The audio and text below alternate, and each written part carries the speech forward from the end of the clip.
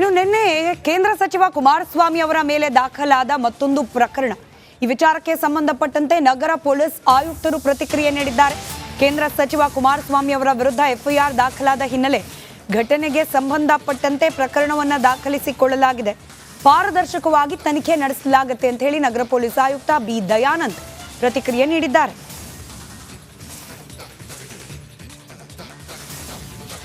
ಪ್ರಕರಣ ದಾಖಲಾಗಿದೆ, ತನಿಖೆ ನಡೆಯುತ್ತೆ. ಪಾರದರ್ಶಕವಾಗಿ ನಿಷ್ಪಕ್ಷಪಾತವಾಗಿ ತನಿಖೆಯನ್ನು ಕೈಗೊಳ್ಳಿ. ಪ್ರಕರಣ ದಾಖಲಾಗಿದೆ, ತನಿಖೆ ನಡೆಯುತ್ತೆ. ಪಾರದರ್ಶಕವಾಗಿ ನಿಷ್ಪಕ್ಷಪಾತವಾಗಿ ತನಿಖೆಯನ್ನು ಕೈಗೊಳ್ಳಿ. ಪ್ರಕರಣ ದಾಖಲಾಗಿದೆ, ತನಿಖೆ ನಡೆಯುತ್ತೆ. ಪಾರದರ್ಶಕವಾಗಿ ನಿಷ್ಪಕ್ಷಪಾತವಾಗಿ ತನಿಖೆಯನ್ನು ಕೈಗೊಳ್ಳಿ. ಪ್ರಕರಣ ದಾಖಲಾಗಿದೆ, ತನಿಖೆ ನಡೆಯುತ್ತೆ.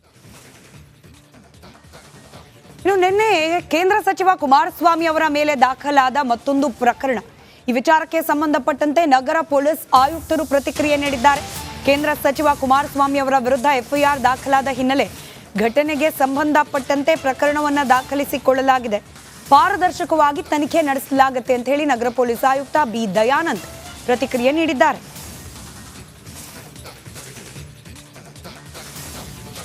ಪ್ರಕರಣ ದಾಖಲಾಗಿದೆ, ತನಿಖೆ ನಡೆಯುತ್ತೆ. ಪಾರದರ್ಶಕವಾಗಿ ನಿಷ್ಪಕ್ಷಪಾತವಾಗಿ ತನಿಖೆಯನ್ನು ಕೈಗೊಳ್ಳಿ. ಪ್ರಕರಣ ದಾಖಲಾಗಿದೆ, ತನಿಖೆ ನಡೆಯುತ್ತೆ. ಪಾರದರ್ಶಕವಾಗಿ ನಿಷ್ಪಕ್ಷಪಾತವಾಗಿ ತನಿಖೆಯನ್ನು ಕೈಗೊಳ್ಳಿ. ಪ್ರಕರಣ ದಾಖಲಾಗಿದೆ, ತನಿಖೆ ನಡೆಯುತ್ತೆ. ಪಾರದರ್ಶಕವಾಗಿ ನಿಷ್ಪಕ್ಷಪಾತವಾಗಿ ತನಿಖೆಯನ್ನು ಕೈಗೊಳ್ಳಿ. ಪ್ರಕರಣ ದಾಖಲಾಗಿದೆ, ತನಿಖೆ ನಡೆಯುತ್ತೆ. ಜಿಟಿ ದೇವೇಗೌಡರು ದಸರಾ ವೇದಿಕೆಯಲ್ಲಿ ಸಿದ್ದರಾಮಯ್ಯನವರನ್ನ ಹಾಡಿ ಹೊಗಳಿದ ವಿಚಾರಕ್ಕೆ ಸಂಬಂಧಪಟ್ಟಂತೆ ಜೆಡಿಎಸ್ ಪಾಳೆಯದ ಒಳಗೆ ಅಸಮಾಧಾನ ಭುಗಿಲೆದ್ದಿದೆ. ಅದರಲ್ಲೂ ಇವತ್ತು ಸಾರಾ ಮಹೇಶ್ ಅವರನ್ನ ಈ ಪ್ರಶ್ನೆ ಕೇಳಿದಾಗ ಅವ್ರಿಗೆ ಯಾಕೆ ಪ್ರೀತಿ ಇದೆಯೋ ಸಿದ್ದರಾಮಯ್ಯನವ್ರ ಮೇಲೆ ಅವ್ರನ್ನೇ ಹೋಗಿ ಕೇಳ್ಕೊಳ್ಳಿ ಅಂತ ಅಂದ್ಬಿಟ್ರು. HD ಕುಮಾರಸ್ವಾಮಿ ಅವ್ರ ಮೇಲೆ FIR ಬಗ್ಗೆ ತನಿಖೆ ನಡೀತಿದೆ. ಕುಮಾರಸ್ವಾಮಿ ಪ್ರಭಾವ ಬೆಳೆಸೋಕೆ ಸಾಧ್ಯವಿಲ್ಲ, CM ರಾಜೀನಾಮೆ ಕೊಡಬೇಕು ಅಂತ ಹೇಳಿ ಇದೇ ಸಂದರ್ಭದಲ್ಲಿ ಸಾರಾ ಮಹೇಶ್ ಮತ್ತೊಮ್ಮೆ ಆಗ್ರಹಿಸಿದ್ದಾರೆ. ಅಧಿಕಾರಿಗಳ ಮೂಲಕ ತೇಜೋವಧೆ ಮಾಡಲಾಗ್ತಾ ಇದೆ ಅಂತ ಕೂಡ ಇದೇ ಸಂದರ್ಭದಲ್ಲಿ ಸಾರಾ ಮಹೇಶ್ ಅಸಮಾಧಾನ ವ್ಯಕ್ತಪಡಿಸಿದ್ದಾರೆ. ಯಾವ ವ್ಯವಸ್ಥೆಗೆ ಬಂದಿದೆ ಅವ್ರು ಯಾರೋ ಹೇಳಿದ್ದಾರೆ 50 ಕೋಟಿ ಕೊಡುವಂಥವು ನೀ ಏನಪ್ಪ ಇಲ್ಲಿವರೆಗೆ ಯಾಕೆ ಸುಮ್ಮನಿದ್ದೆ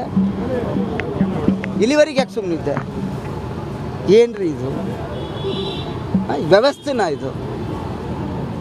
ಹಾಗಿದ್ರೆ ಯಾರ ಮೇಲೆ ಯಾರು ಬೇಕಾದ್ರೂ ಕಂಪ್ಲೇಂಟ್ ಕೊಡ್ಬೋದಾ?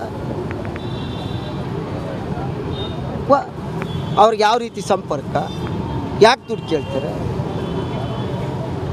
FIR ಮಾಡಬೇಕಾದ್ರೂ ನೋಡಿ, ಇವತ್ತು ಇಲ್ಲಿ ಹೋರಾಟ ಮಾಡ್ತಾ ಇದ್ದೀವಿ, ಫೋನಲ್ಲಿ ಸಿಕ್ಕಿಲ್ಲ, ನಿನ್ನೆ ಇವತ್ತು ಮಾತಾಡ್ತೀನಿ, ಇಲ್ಲ ನಾಳೆ ಮಾತಾಡ್ತೀನಿ. ಏನು ಇವತ್ತು ಪ್ರತಿಭಟನೆಯಲ್ಲೂ ಭಾಗವಹಿಸಿಲ್ಲ, ಸ್ವಲ್ಪ ಬ್ಯುಸಿ ಇರ್ತಾರೆ ಸರ್.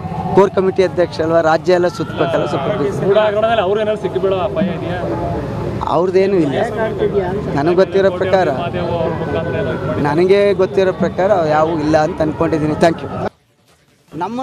ನಮ್ಮ ನಾಯಕರನ್ನ ಬೈಲಿಕ್ಕೋಸ್ಕರನೇ, ಅವ್ರನ್ನ ತೇಜೋವಧೆ ಮಾಡೋಕ್ಕೋಸ್ಕರನೇ ನೀವು ಕೆಲವ್ರನ್ನ ನೇಮಕ ಮಾಡ್ಕೊಂಡಿದ್ದೀರಾ.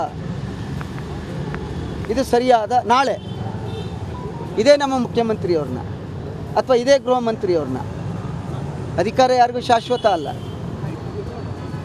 ಇದೇ ರೀತಿ ಒಬ್ಬ ನೌಕರ ಮಾತನಾಡಿದ್ರೆ ನೀವು ಸುಮ್ಮನೆ ಇರ್ತಿದ್ರ? ಚೀಫ್ ಸೆಕ್ರೆಟರಿ ಏನು ಮಾಡ್ತಾ ಇದ್ದಾರೆ? DG and IG ಏನು ಮಾಡ್ತಾ ಇದ್ದೀರಿ?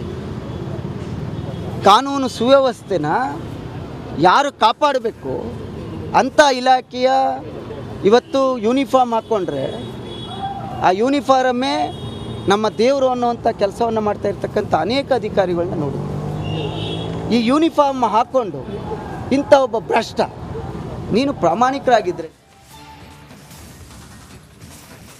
ಕರ್ನಾಟಕದ ರಾಜಕೀಯ ವಿದ್ಯಮಾನಗಳ ಕಡೆ ಗಮನ ಕೊಡೋಣ. CM ರಾಜೀನಾಮೆ ಕೇಳುವವರು ಡೊಂಗಿತನ ಬಿಡ್ಲಿ, ರಾಜೀನಾಮೆ ಕೇಳುವವರ ಮೇಲೇನೆ ಕೇಸ್ಗಳಿವೆ ಅಂತ ಹೇಳಿ ಮೈಸೂರಿನಲ್ಲಿ ಸಚಿವ ಕೃಷ್ಣ ಬೈರೇಗೌಡ ವಾಗ್ದಾಳಿ ನಡೆಸಿದ್ದಾರೆ. CM ರಾಜೀನಾಮೆಗೆ ಆಗ್ರಹಿಸುವವರು ಅವರೇ ಮೊದಲು ರಾಜೀನಾಮೆ ಕೊಡ್ಲಿ, ಅವ್ರಿಗೊಂದು ಕಾನೂನು ಬೇರೆಯವ್ರಿಗೊಂದು ಕಾನೂನು ಅಂತ ಇದೆಯಾ? CM ತಪ್ಪು ಮಾಡಿಲ್ಲ ಅಂತ GT ದೇವೇಗೌಡರೇ ಹೇಳಿದ್ದಾರೆ ಅನ್ನೋದು ಕೃಷ್ಣ ಬೈರೇಗೌಡರ ಪ್ರತಿಕ್ರಿಯೆ. ಈಗ ಇವರೆಲ್ಲ ಮಾತಾಡ್ತಾ ಇದ್ದಾರೆ, ಏನೆಲ್ಲ ಮಾತಾಡ್ತಾ ಇದ್ದಾರೆ. FIR ಆದ ಕೂಡಲೇ ರಾಜೀನಾಮೆ ಕೊಟ್ಬಿಡ್ಬೇಕು. ಯಾರ ಮೇಲೆ ಇಲ್ಲ FIR, ಅವರೆಲ್ಲರೂ ಕೊಡಲಿ. ಏನಾಗಾದರೆ ನನಗೊಂದು ಕಾನೂನು, ನಿಮ್ಗಿನ್ನೊಂದು ಕಾನೂನಾ? ನಾನು ನಿಮಗೆ ಬೆರಳು ತೋರಿಸೋವಾಗ ಒಂದು ಬೆರಳು ನಿಮಗೆ ತೋರಿಸಿದ್ರೆ 4 ಬೆರಳು ನನ್ನ ಕಡೆಗೆ ತೋರಿಸ್ಕೊಳ್ತಾ ಇದೆ. ಮರಿಬೇಡಿ. ಅವ್ರು ನಿಮಗೊಂದು ಕಾನೂನು ನನಗೊಂದು ಕಾನೂನು ಆಗೋದಿಲ್ಲ. ನಾನು ನಿಮಗೆ ಏನು ಪ್ರವಚನ ಮಾಡ್ತೇನೆ ಅದನ್ನು ನಾನು ಅನುಸರಣೆ ಮಾಡಬೇಕು. ಫಸ್ಟು ನಾನು ಅನುಸರಣೆ ಮಾಡಿ ಆಮೇಲೆ ನಿಮಗೆ ಪಾಠ ಹೇಳಿದ್ರೆ ನಾನು ಹೇಳೋ ಪಾಠಕ್ಕೂ ಜನ ಕೇಳ್ತಾರೆ, ಗೌರವ ಕೊಡ್ತಾರೆ. ನಾನು ಮಾಡೋದೆಲ್ಲ ತದ್ವಿರುದ್ಧ, ಮಾತಾಡೋದೆಲ್ಲ ಆಚಾರ, ಮಾಡೋದೆಲ್ಲ ಅನಾಚಾರ ಆದರೆ ನಿಮ್ಮ ಮಾತಿಗೇನು ಗೌರವ ಇದೆ? ನೀವು ಬೇರೆಯವರು ಪಾಲನೆ ಮಾಡಬೇಕು ಅಂದರೆ ಫಸ್ಟು ನೀವು ಪಾಲನೆ ಮಾಡಿ, ಇನ್ನೊಬ್ರಿಗೆ ಉಪದೇಶ ಮಾಡಿ, ಆವಾಗ ನಿಮ್ಮ ಉಪದೇಶನ ಕೇಳ್ತಾರೆ. ಏನೆಲ್ಲ ಹೇಳಿಕೆಗಳು ಕೊಟ್ಟಿದ್ದಾರೆ ನಾವು ನೋಡಿದ್ದೇವೆ. ಯಾರ್ಯಾರು ಈಗ ಅವರೆಲ್ಲರೂ ಇಷ್ಟೇ ನಾನು ಹೇಳೋದು, ಅವ್ರ ಮಾತಿಗೆ ಅವರೇ ಬದ್ಧವಾಗಿರಲಿ, ಅವರ ಮಾತಿಗೆ ಅವರು ಸ್ಟಿಕ್ ಆಗಲಿ. FIR ಆದ ಕೂಡಲೇ ರಾಜೀನಾಮೆ ಕೊಡಬೇಕು ಅಂತ ಹೇಳಿದಾರಲ್ಲ, ಯಾರ್ಯಾರು ಈಗ ಹಿಂದೆ ಯಾರ್ಯಾರ ಮೇಲೆ FIR ಆಗಿದೆ, ಯಾರ್ಯಾರು ಬೇಲ್ ಮೇಲಿದ್ದಾರೆ, ಎಲ್ಲರೂ ರಾಜೀನಾಮೆ ಕೊಡಲಿ. ಅವರು ಮಾನ್ಯ GT ದೇವೇಗೌಡರು ಇಷ್ಟೇ ಹೇಳಿದ್ದಾರೆ, ಸಿದ್ದರಾಮಯ್ಯನವರು 40 ವರ್ಷದಿಂದ ಸಾರ್ವಜನಿಕ ಜೀವನದಲ್ಲಿದ್ದಾರೆ, ಸಾರ್ವಜನಿಕ ಜೀವನದಲ್ಲಿ ಮನ್ನಣೆಯನ್ನು ಪಡ್ಕೊಂಡು ಬಂದಿದ್ದಾರೆ, ಜನಗಳ ಗೌರವ ಸಂಪಾದನೆ ಮಾಡಿದ್ದಾರೆ. ತಪ್ಪು ಮಾಡುವಂಥ ಮನುಷ್ಯ ಆಗಿದ್ದಿದ್ರೆ ಸಿದ್ದರಾಮಯ್ಯನವರು ಸಾರ್ವಜನಿಕರ ಮನ್ನಣೆ ಸಿಗ್ತಾ ಇರಲಿಲ್ಲ.